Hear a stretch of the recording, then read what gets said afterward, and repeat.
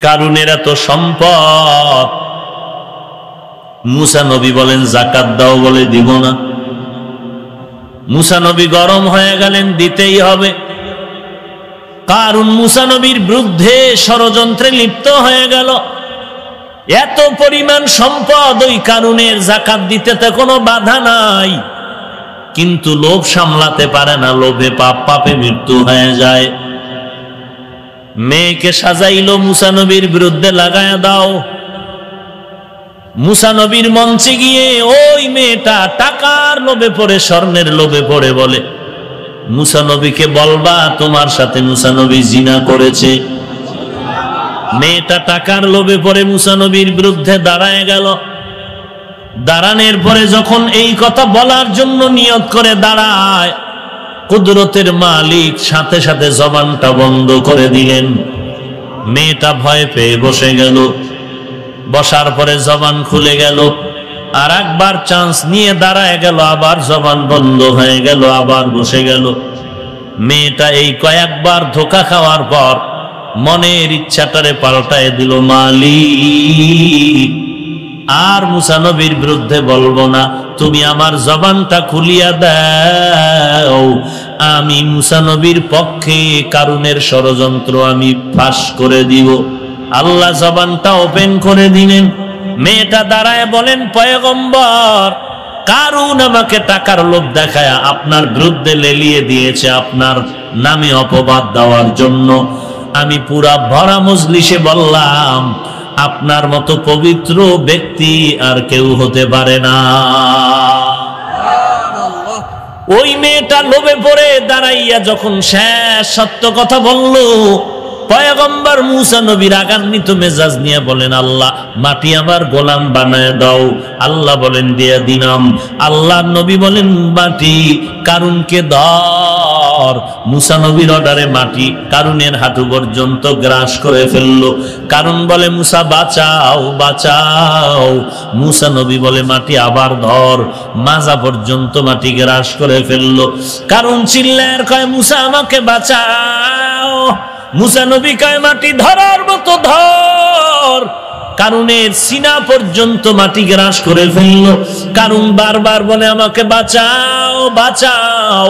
মুসা নবী বলে, উম্মতেরা পাথর মেরে তারে ধ্বংস করে দাও।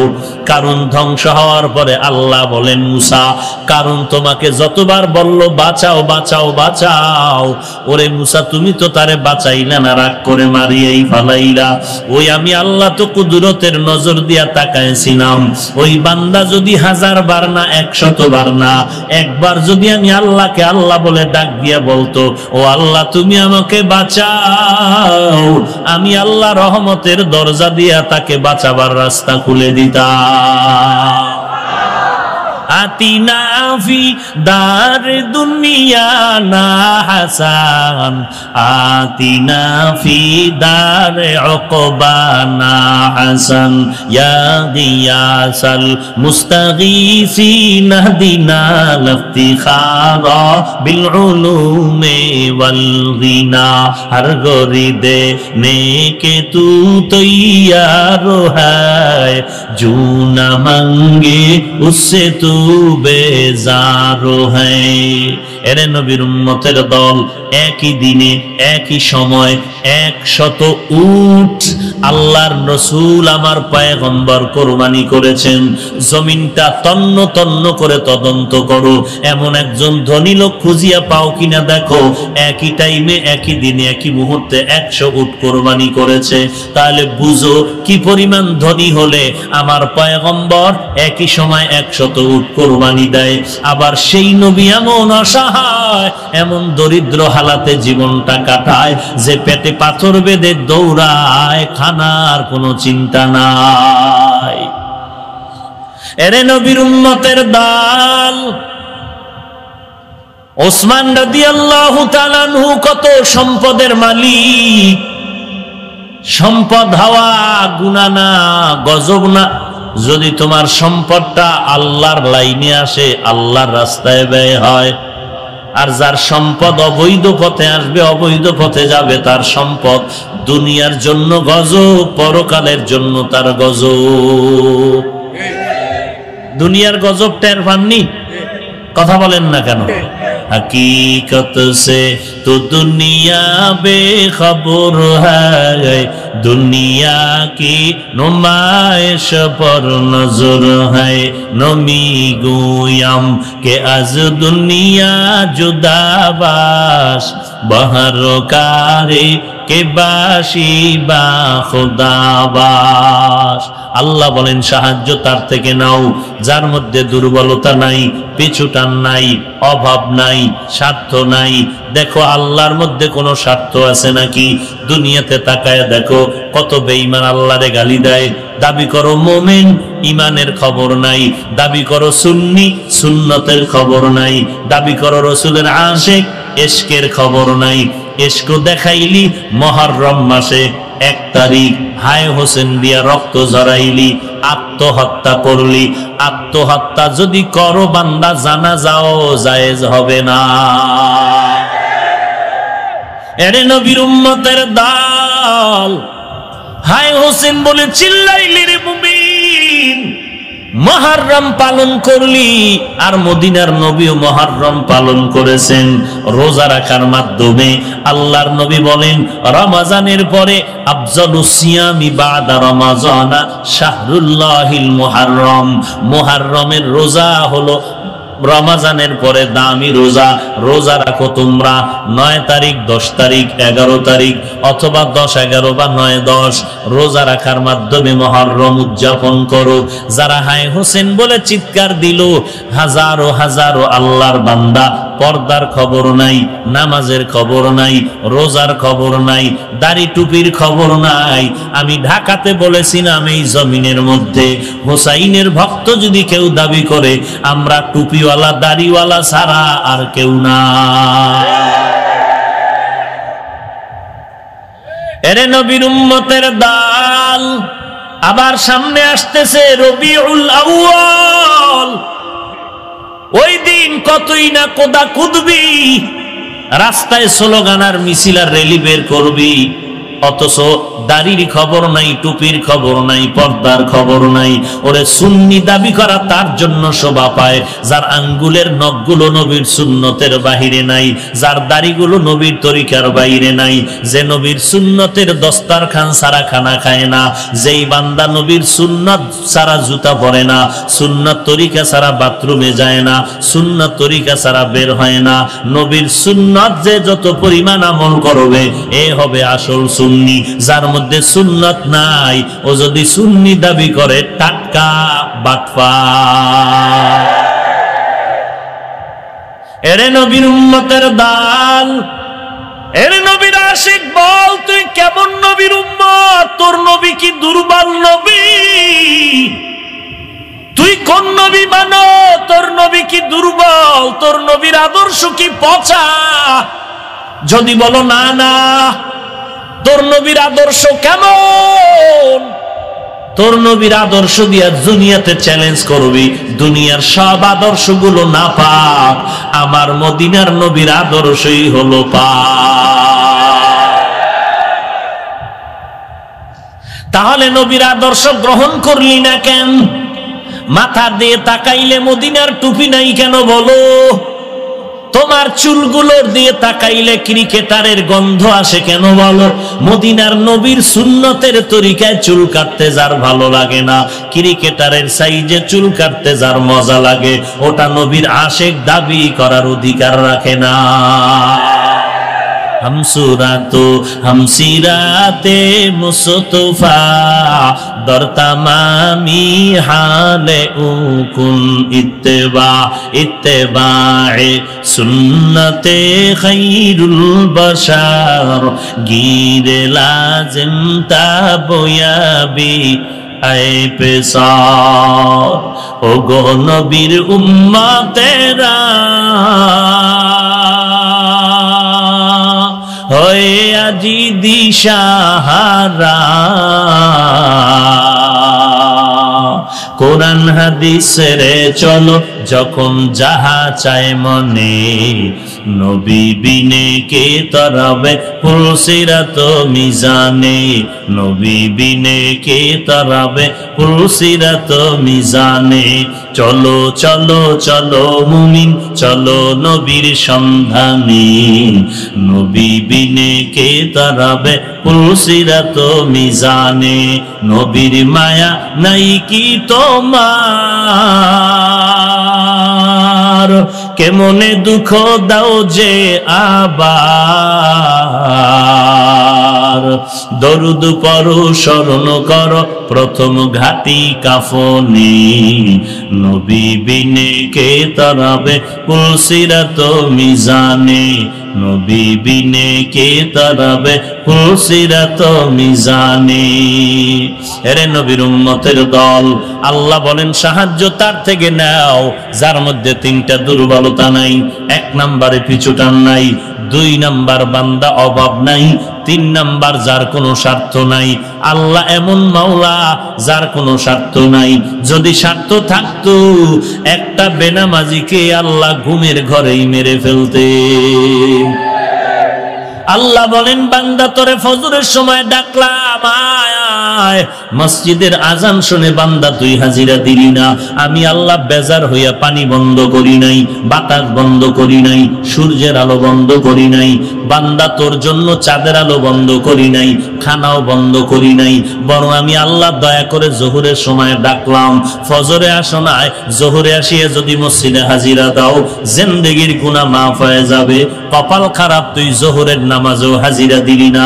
আমি আল্লাহ রহমানের দরজা দিয়ে আবার তোরে আসরে ডাকলাম, আসরেও তুই হাজিরা দিলি না। আমি আল্লাহ রহমতের দরজা দিয়ে তোরে মাগরিবে ডাকলাম, মাগরিবেও হাজিরা দিলি না। আমি আল্লাহ তোকে আমার এশার নামাজে ডাকলাম, তুই আসলি না। কোন পেছে পড়িয়া আজকে তুই এই ফদ্রা ফলা মাহফিলে হাজির হয়ে গেছো? এখানে আসার পর তওবার দরজায় গিয়া যদি চোখের পানি ছেড়ে বলো রে আল্লাহ ফজরও পড়ি নাই, জোহর পড়ি নাই, আসরে ডাকলা হাজিরা দিতে পারি নাই, মাগরিবও দিতে পারি নাই, এশার নামাজও দিতে পারি নাই। আজকে কোরআনের বাগানে আসার পর আমার মনটা তওবার জন্য রেডি হয়ে গেল। জীবনে গুনাহ তো কম করি নাই, মনে হয় যেন এই ময়দানে যদি দাঁড় করানো হতো আমার মতো গুনাহগার একজন এই ময়দানে পাওয়া যেত না।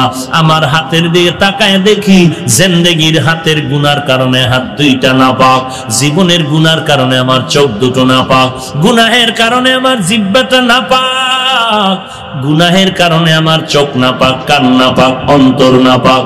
ও আল্লাহ আজকে থেকে তওবা করলাম। মনে মনে ভাবছিলাম নামাজ পড়লে বুঝি বিপদ, টুপি মাথায় দিলে বুঝি বিপদ। মনে মনে ভাবছিলাম মাদ্রাসায় পড়লে বিপদ, মাদ্রাসায় পড়লে অশান্তি, লম্বা জামা পড়লে অশান্তি।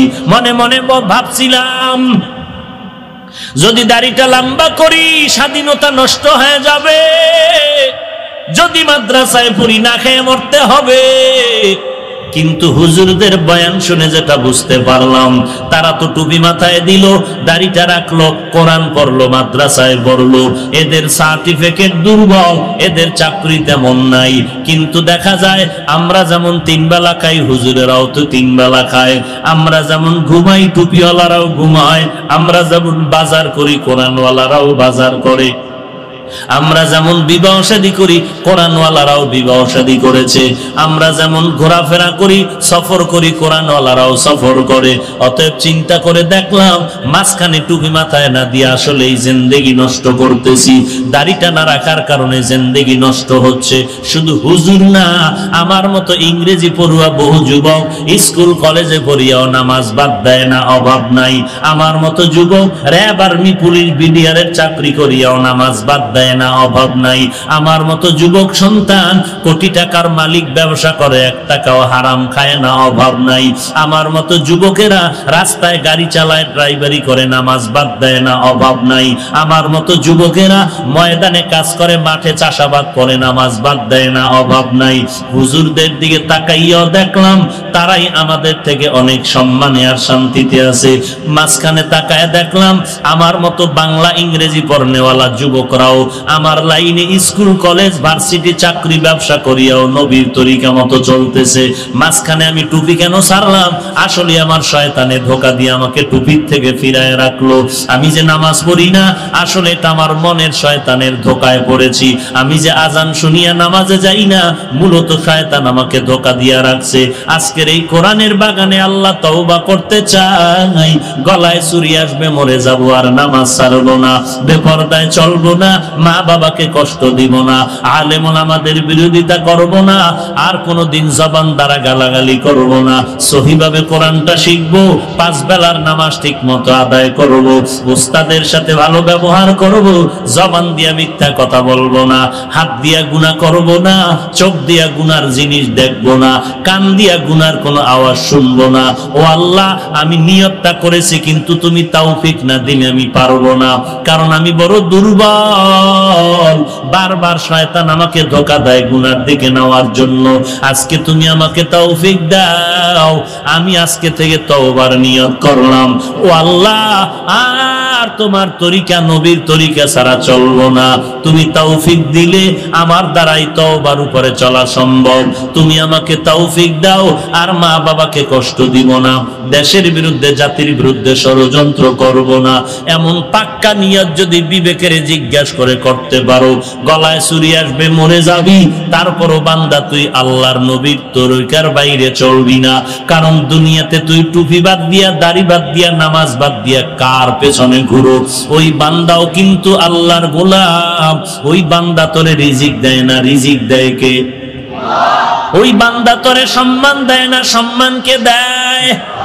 যদি ওই বান্দা তোরে সম্মান দিত, তাহলে ওই বান্দারে পুলিশে আটকাইতে পারতো না। ওরে বান্দা, ভালো করে চিনে রাখ, বুঝিয়া লা, কে তোরে রিজিক দেয়, কে তোরে সম্মান দেয়? দুনিয়ার কেউ না, রিজিক দেয় আমার আল্লাহ, হায়াত দিনেওয়ালা আল্লাহ, সম্মান দেনেওয়ালা আল্লাহ। আল্লাহ পাক রব্বুল আলামিন সম্মান দিবে। অতএব আল্লাহর কাছে ফিরে যাও, দুনিয়ার ধান্দার থেকে ফিরে যাও, নবীর তরিকাটাকে নিজের জীবনের গলার মালা বানায় নাও, আল্লাহর মহব্বত নিয়ে তওবা করো। ও মালিক, আজকে থেকে আর 5 বেলার নামাজ ছাড়বো না, আজকে থেকে গুনাহের পথে যাব না। সবার কপালে তওবা নসিব হবে না, সবাই জান্নাতও পাবে না। আল্লাহ যাকে কবুল করবেন সেই বান্দা তওবার জন্য রেডি হয়ে যাবে, চোখের পানি ছেড়ে কাঁদবে, আল্লাহ আর গুনাহের পথে যাব না। কারণ কোরআন সত্য, হাদিস সত্য। গুনাহগারের জন্য কবরে আযাব হবে, তাও সত্য।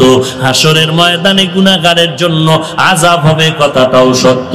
আমি ওই আযাব সহ্য করতে পারবো না। ও আল্লাহ, তুমি আমার তওবা কবুল করে নাও। ওয়ালাকাদ কাররামনা বানি আদম ওয়া হামালনাহুম ফিল বাররি ওয়াল বাহরি ওয়া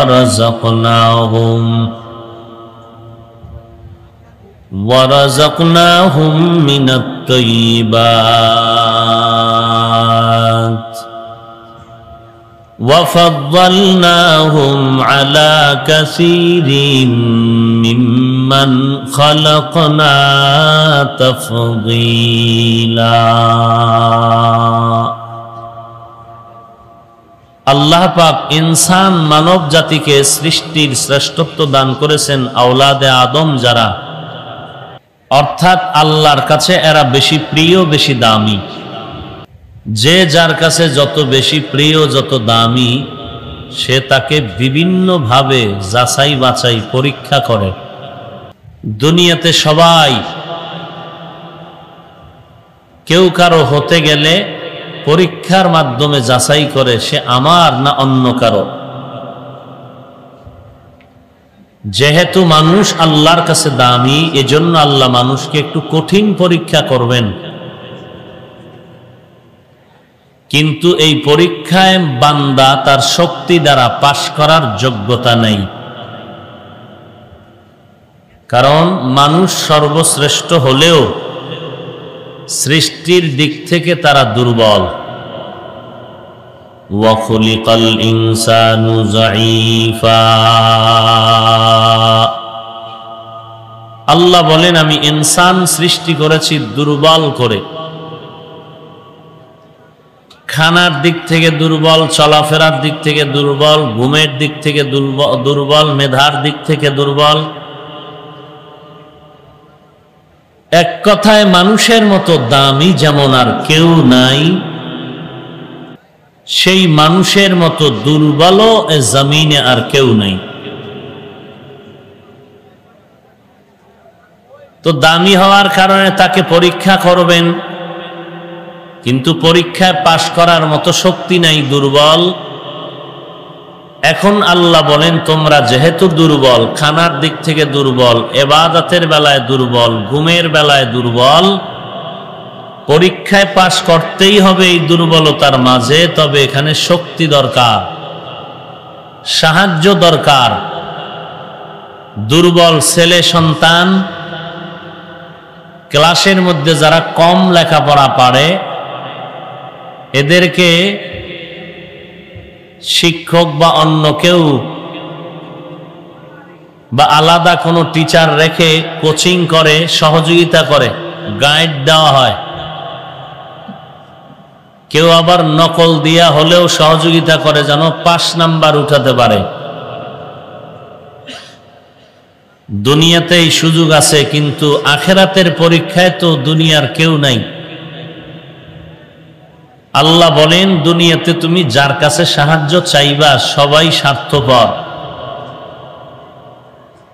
তোমার এই পরীক্ষায় পাশ করার জন্য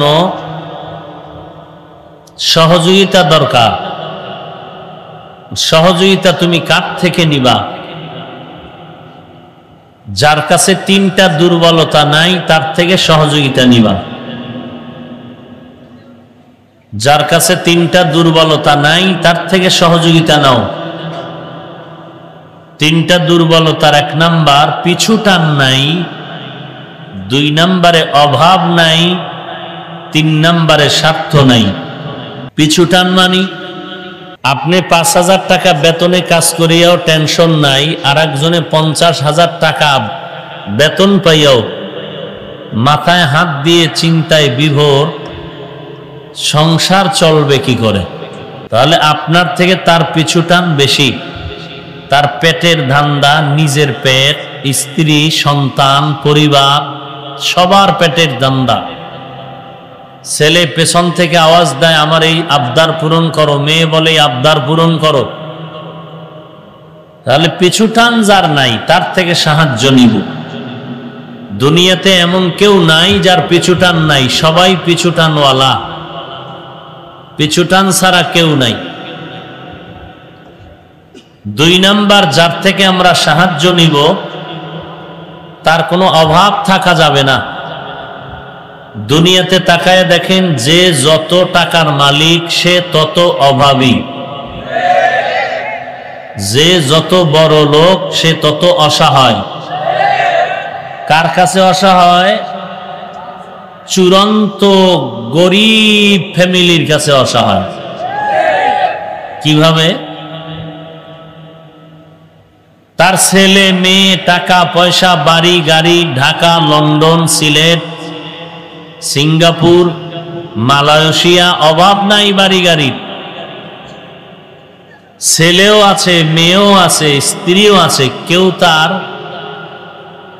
এত টাকা পয়সা বাবার হওয়ার পরেও বাবার আপন হতে পারেনি। কোন বাবা যদি বলে আমার টাকা পয়সা, বাড়ি গাড়ি, অভাব নাই, সন্তান তুই কি চাও দিয়ে দিব,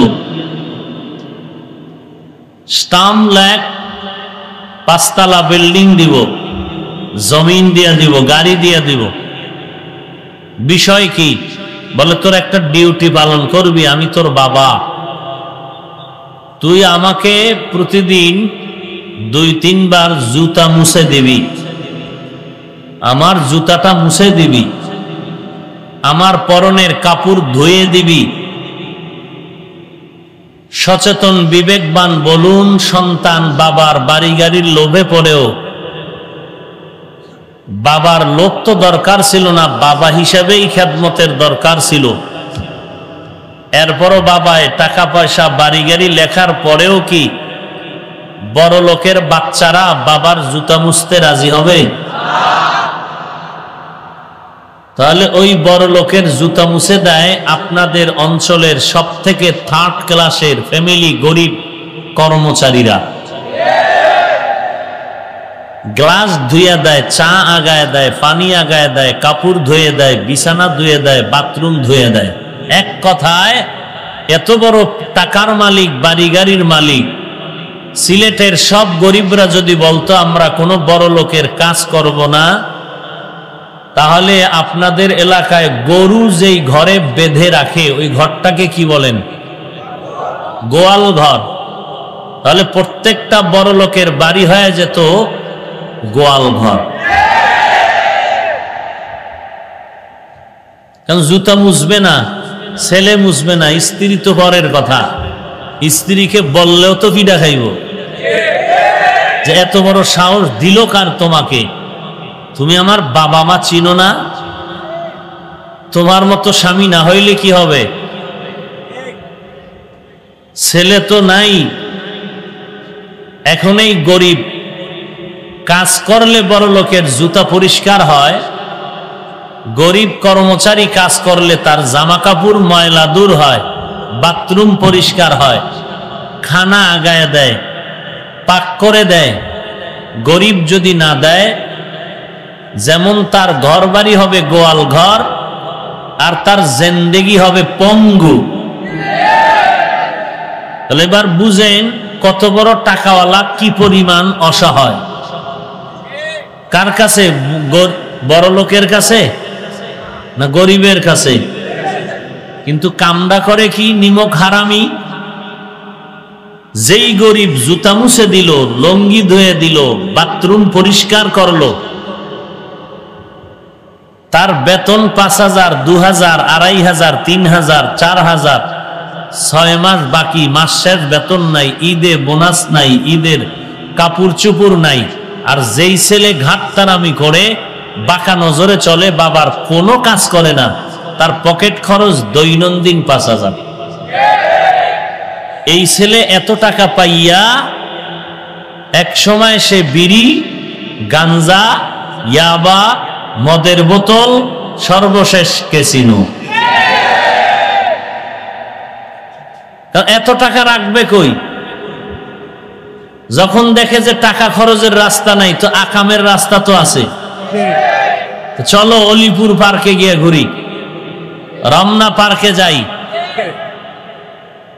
এরকম আকাম করতে করতে করতে করতে যখন পাহাড় পরিমাণ হয়, তখন কালো পোশাকের কাছে ধরা পড়ে। কথা বুঝেন নাই? একদিনে না, সীমা লঙ্ঘন যখন হয়ে গেল তখন ধরা পড়ে যায়। আল্লাহ পাক বলেন, তুমি সাহায্য ছাড়া পরীক্ষায় পাশ করতে পারবা না, তবে সাহায্য তুমি নিবা কার থেকে? যার মধ্যে 3টা দুর্বলতা নাই তার থেকে নাও। 1 নাম্বার যার পিছু টান নাই, 2 নাম্বার যার অভাব নাই।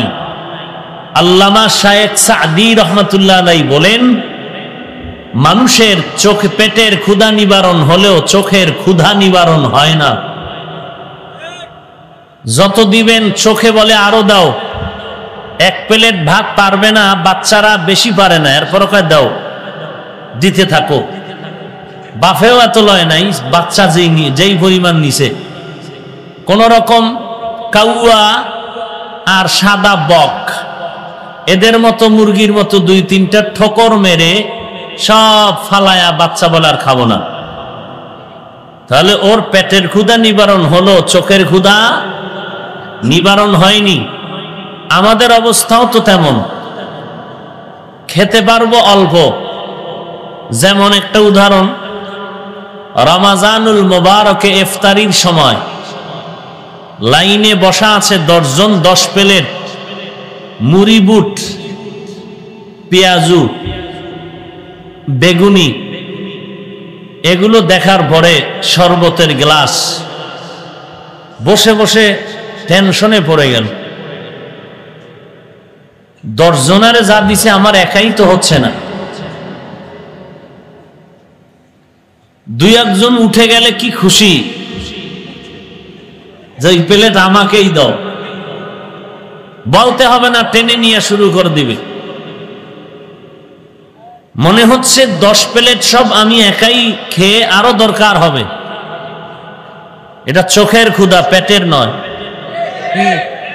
কেমনে বুঝলাম?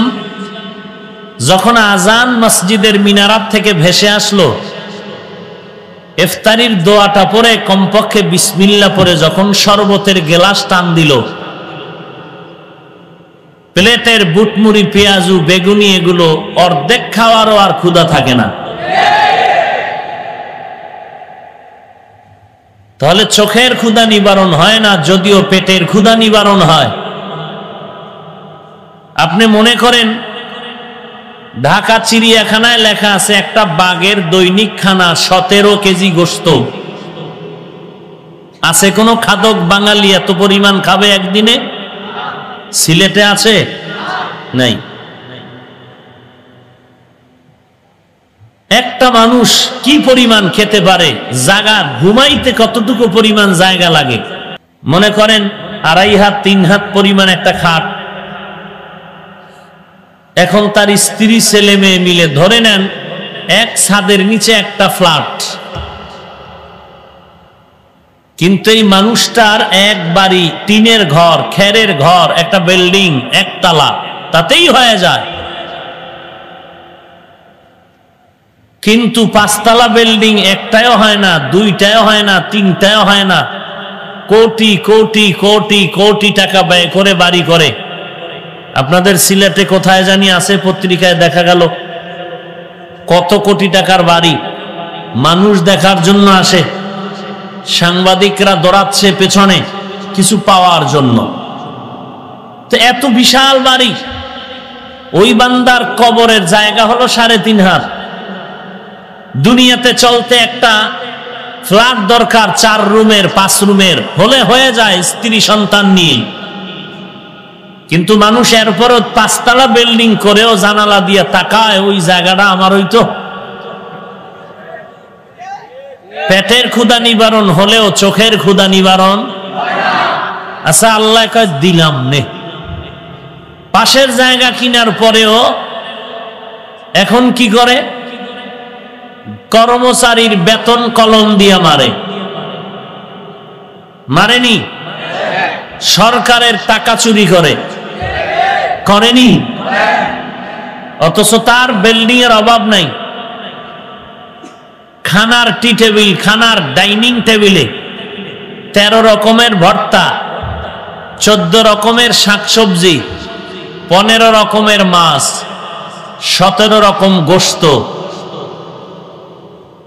কপাল খারাপ, শুধু তাকাইয়েই দেখছে, খাওয়ার কোনো উপায় নাই, রেড সিগন্যাল লাগানো। ডাক্তার বলেছে শুধু তাকায়া দেখবি আর দোয়া ইউনুস পড়বি, খাবি না কিছু। খাইলেই মরণ, খাইলেই। অথচ যখন খাওয়ার জন্য শখ ছিল তখন পায় নাই।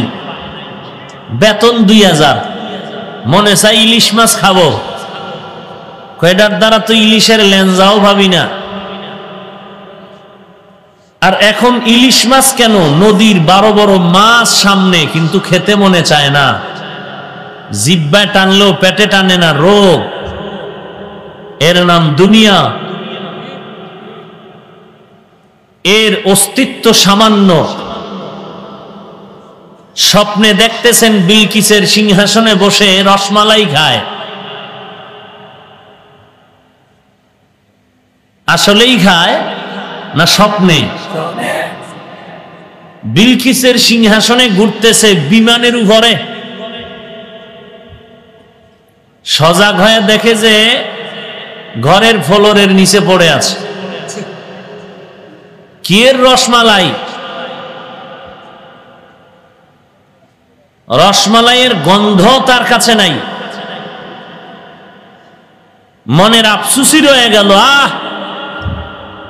আর পূরণ হলো না। এর নাম দুনিয়া। দুনিয়াটা তো পরীক্ষার হল। এটা আরামের ঘর না, ঘুমানোর ঘর না, পরীক্ষার হল, টেনশনের ঘর। তাড়াতাড়ি প্রশ্নের পত্র উত্তর দিতে হবে, সময় 3 ঘন্টা। বেশি ডানে বামে তাকানোর সুযোগ নাই। নিজের চিন্তায় অস্থির, ফেল করলে সম্মান শেষ। দুনিয়াটা মুমিনের পরীক্ষার হল। পাশ করার জন্য শক্তি লাগবে, কই পাইবা? তুমি তো দুর্বল। শক্তির জন্য তুমি সহযোগিতা নাও, তার থেকে নাও যার তিনটা দুর্বলতা নাই। এক নম্বরে পিছুটান নাই, দুই নম্বরে অভাব নাই, তিন নম্বরে স্বার্থ নাই। দুনিয়ার সব পিছুটানওয়ালা অভাবী, স্বার্থ কি পরিমাণ আছে? নিজের আপন মা আর বাবার থেকে জমিনে আর ছেলের কাছে মেয়ের কাছে আপন কে? কিন্তু স্বার্থের টানে সেই মা সেই বাবা সন্তানকে হত্যা করে। সেই স্বার্থের টানে সন্তান মা বাবাকে হত্যা করে। দুনিয়ার সব স্বার্থপর, ভাই ভাইকে জবাই করে। শুধু একটু টাকা পয়সার লেনদেনের ঝগড়া, বড় ভাই ছোট ভাইয়ের সাথে তর্ক, তর্কে এক ধমক আর চিৎকার, বাঁশ নিচে হাতে বাড়ি মারবে। লম্বা এক বাঁশ হাতে নিয়ে মাথার উপরে উঠাইয়া যখন ছাড়বে, খেয়াল করতেছেন? বাঁশটা উঠাইছে, ছোট ভাইকে বাড়ি মারবে। এই টাইমে বাঁশ উঁচু করে পেছনে পড়ে গেল, নিজেও পড়ে গেল। মা এসে দেখে আর জিন্দা নাই। এ তো নগদ ঘটনা, তাজা খবর, মিথ্যার কিছু নাই। কিসের বাহাদুরি করেন? টাকার। আপনার থেকে কত পরিমাণ টাকা ছিল কারুনের হিসাব করেন। কি পরিমাণ সম্পদ ছিল ফেরাউনের, নমরুদের, হামান, সাদ্দাদের। যেই সাদ্দাত আল্লাহর জান্নাতে যাবে না, নিজে জান্নাত বানাইলো। কি পরিমাণ ক্ষমতার মাস্তানি ছিল নমরুদ্দার, যে আল্লাহকেই মেরে ফেলবে। সেই নমরুদকে ধ্বংস করার জন্য আল্লাহর আসমানি কোন বাহিনী লেগেছিল? কি লাগছে? শুধু একটা অসুস্থ মশা, সাথে জুতা মোবারক। সে আল্লাহ নাই? কথা বলেন না কেন? সে আল্লাহকে ভয় করে চলেন। অহংকার পতনের পূর্বাভাস। আমাদের প্রত্যেকেরই সাহায্য দরকার। কোটিপতির যদি দরকার হয়, আমার তো আরো আগে দরকার, তবে সাহায্য নিব তার থেকে যার তিনটা দুর্বলতা নাই, পিছুটান নাই, অভাব নাই, স্বার্থ নাই।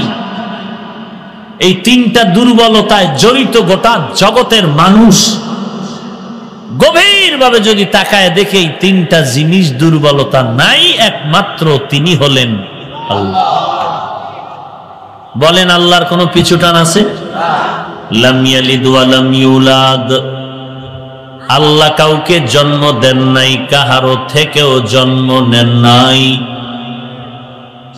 আল্লাহর ছেলে নাই, মেয়ে নাই, স্ত্রী নাই, কেউ নাই। তিনি হলেন ওয়াহদাহু লা শারীকা লা। আমার আল্লাহ হলেন আল্লাহুস সামাদ। দুনিয়ার কারো কাছে আল্লাহ মুখাফিক্কি নন, সবাই আল্লাহর কাছে ঠেকা, আল্লাহ কারো কাছে ঠেকা নয়। আল্লাহ কেমন বলেন? লা তাখুযুহু সিনাতুন ওয়ালা নাওম। আল্লাহ ঘুম যান না, তন্দ্রাও যান না। আল্লাহ পাক বলেন, আমি কেমন? হুয়াল আউয়াল ওয়াল আখির ওয়াল যাহির ওয়াল বাতিন। আমি আগে, শুরুতে, শেষে, আমার জাহের বাতিন সর্বক্ষেত্রে আমি আল্লাহ একক। আমি আল্লাহর কোনো শরিকদার নাই, পিছে আমাকে বলার মতো কেউ নাই যে আমারটা আগে পূরণ করো। আল্লাহ বলেন, আমি আল্লাহর পিছুটান নাই। দুই নম্বরে আমার অভাব নাই। কারণ দুনিয়ার সব মাখলুকাত হলো ফকির, গরিব, মিসকিন। একমাত্র ধনী হলেন আমার আল্লাহ।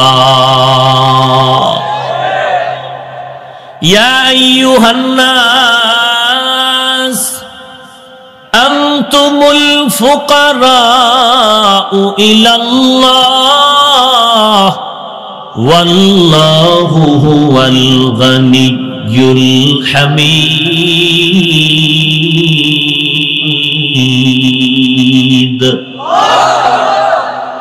गर तवक्कुल मिकुनी हर सुबह शाम, मेरा सानाद रिज़्क़े तू अज़ला मकाम, जुज़्ब हक़ चीज़े मखाज़ इंसो जा, फज़ले ऊ आमस्ते दर जुमला जहां, हर गरीदे नेके तू तैयार है, जो न मांगे उससे तू बेजार है। আল্লাহ তাআলা বলেন, হে মানব জাতি, তোমরা সবাই ফকির, একমাত্র আমি আল্লাহ হলাম প্রশংসিত ধনী। আমি আল্লাহর মতো ধনী আর কেউ নাই, আমার কোনো অভাব নাই। দুনিয়াতে যত বড় টাকাওয়ালা ধনী দেখো সবাই অভাবী। কারুনের এত সম্পদ, মুসা নবী বলেন যাকাত দাও, বলে দিব না। মুসা নবী গরম হয়ে গেলেন, দিতেই হবে। কারুন মুসা নবীর বিরুদ্ধে ষড়যন্ত্রে লিপ্ত হয়ে গেল। এত পরিমাণ সম্পদ ওই কারুনের, যাকাত দিতে তো কোনো বাধা নাই, কিন্তু লোভ সামলাতে পারে না, লোভে পাপ, পাপে মৃত্যু হয়ে যায়। মেয়েকে সাজাইলো, মুসা নবীর বিরুদ্ধে লাগায়া দাও। মুসা নবীর মঞ্চে গিয়ে ওই মেয়েটা টাকার লোভে পড়ে, স্বর্ণের লোভে পড়ে বলে, মুসা নবীকে বলবা তোমার সাথে মুসা নবী জিনা করেছে। মেয়েটা টাকার লোভে পড়ে মুসা নবীর বিরুদ্ধে দাঁড়ায় গেল। দাঁড়ানোর পরে যখন এই কথা বলার জন্য নিয়ত করে দাঁড়ায়, কুদরতের মালিক সাথে সাথে জবানটা বন্ধ করে দিলেন। মেয়েটা ভয় পেয়ে বসে গেল। বসার পরে জবান খুলে গেল। আর একবার চান্স নিয়ে দাঁড়ায় গেল, আবার জবান বন্ধ হয়ে গেল, আবার বসে গেল। মেয়েটা এই কয়েকবার ধোঁকা খাওয়ার পর মনের ইচ্ছাটারে পাল্টায় দিল, মালিক আর মুসা নবীর বিরুদ্ধে বলবো না, তুমি আমার জবানটা খুলিয়া দাও, আমি মুসা নবীর পক্ষে কারুনের ষড়যন্ত্র আমি ফাঁস করে দিব। আল্লাহ জবানটা ওপেন করে দিলেন। মেয়েটা দাঁড়ায় বলেন, পয়গম্বর, কারুন আমাকে টাকার লোভ দেখায় আপনার বিরুদ্ধে লেলিয়ে দিয়েছে, আপনার নামে অপবাদ দেওয়ার জন্য। আমি পুরা ভরা মজলিসে বললাম, আপনার মতো পবিত্র ব্যক্তি আর কেউ হতে পারে না। যারে দিয়া ভূত ছাড়ায় তারে যদি ভূতে পায়, যারে দিয়া জিন ছাড়াবে তারেই যদি জিনে পায়। বুঝেন না? কি বুঝেন? মুরগি কিরে কিনলাম, আমানত রাখলাম শিয়ালের কাছে। এই শিয়াল পণ্ডিত ভাই, 3 দিনের জন্য মুরগি তোমার কাছে আমানত, আবার এসে নিয়ে যাব। শিয়াল পণ্ডিত বলতে থাকবে, রে মুরগির মালিক, মুরগি এগুলো তো থাকবে না বিসমিল্লাহ ছাড়া, সুযোগ পাইলে তোমারটাও আমি খেয়ে ফেলবো।